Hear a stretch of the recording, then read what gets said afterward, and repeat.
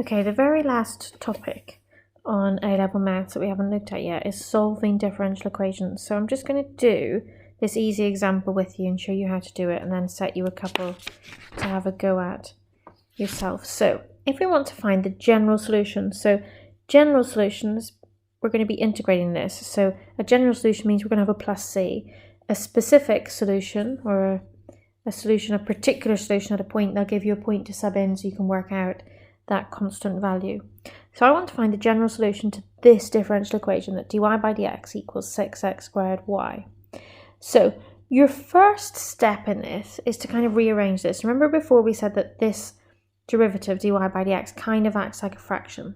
So what I want to get is I want to get some function dy, and this has to be all in terms of y, and all the x's on the other side with the dx. So what I'm going to do is I'm going to kind of multiply both sides by that dx to bring the dx up to the right, and then I'm going to divide by y to bring the y over there. So hopefully it should be pretty,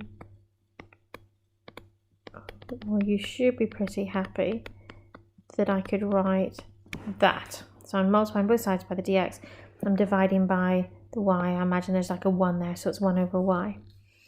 And once I've done that and I've got it in this form, what I now do is I integrate both sides. So I'm going to integrate both sides of that equation.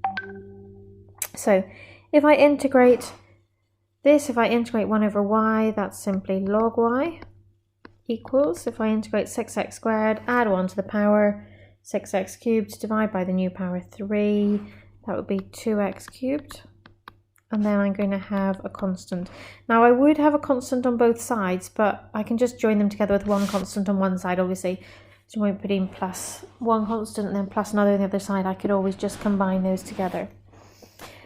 And what we normally want for the general solution is we normally want to leave it with just y equals, and then this in as simple a term as possible. So if we've got log y equals, hopefully you'll agree that that would mean that I could write y equals e to the power of 2x cubed plus c.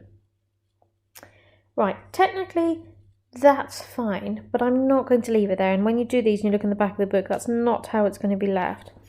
And what you've got to think about is what this actually means. So if you think about what that means, if I've got a plus when adding with my indices, that means that I'm timesing by e to the power of c. So that I can reverse my indice rules and get to there.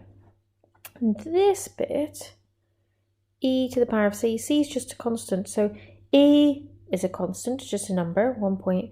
That to another constant, that's also going to just be a constant. So what we say is, we say, rather than call that e to the power of c, we're going to let that equal k. So if we let that bit be k as my new constant, this I could simply write as y equals k e to the 2x cubed. Okay, once you're happy with that and you had a go, if you go to your textbook on page 363, exercise 12.2, there are, I think, 3 questions on this for you to do a bit of practice on. I'll let you pick a couple. This one I've just done is 1C, so don't do 1C. I'd have a go at something like 1A, let's say. I'll suggest you do 1A, 1E, and 1F. They're some of the slightly harder ones.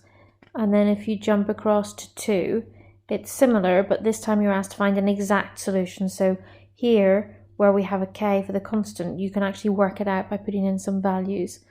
So in that one, again, just pick a few. I'll let you pick a couple, and then have a go at all of 3. 3 is just one question for you to have a go at.